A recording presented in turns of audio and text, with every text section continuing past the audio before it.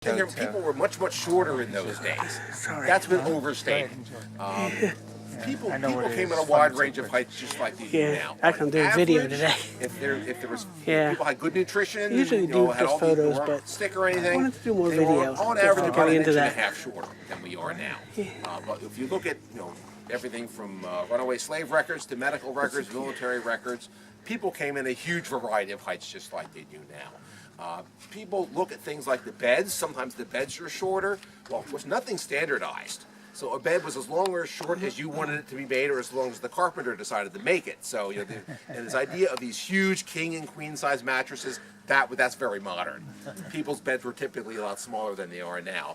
And if you were kind of tall, maybe your feet hung out the end of the bed. I think there's letters of people like Thomas Jefferson, who was quite tall. When he was traveling, sometimes he would complain that his feet hanging out the end of the bed when he would stand in somewhere. And also, like things like the doorways, sometimes the doorways are rather short. Again, standardized, there's no building codes. So sometimes they wanted to keep the heat in the room, so it would make the doorways a little shorter to help keep the heat from going from one room into another. But there's a lot of things like that. But yeah, that's one of those some things we honestly don't know.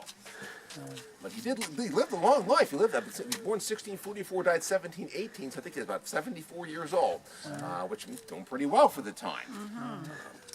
He was married twice. So his first wife, Guglielma, I'm not sure what Guglielma died of, but she died. They were about the same age. So he was back in England. She passed away. He then married his second wife, Hannah Callowhill.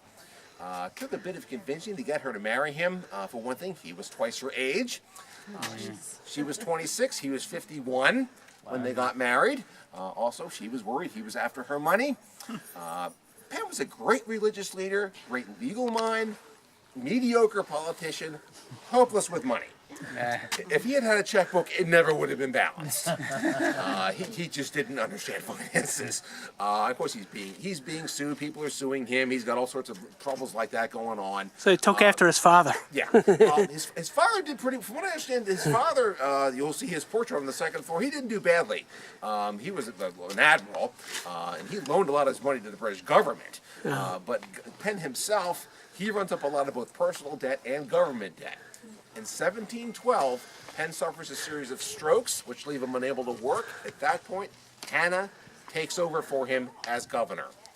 And she was effectively acting governor from 1712 through her husband's death in 1718 until her own death in 1726. And by most accounts, she was better at it than her husband. She gets the family debts paid off. The government debts are all paid off by her death. She understood lobbying better than her husband. Penn had this idea that if you put a bunch of people in a room and you gave them a question to answer, eventually they'd all come to the same conclusion. Doesn't work that way.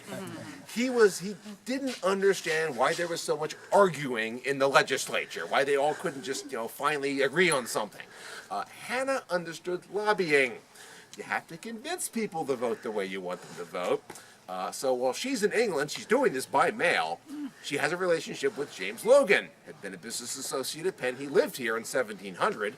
He moves to England, he moves to Philadelphia, gets elected to the legislature, builds a home called Stenton, which is a museum today. Yep. When he is her liaison in the legislature.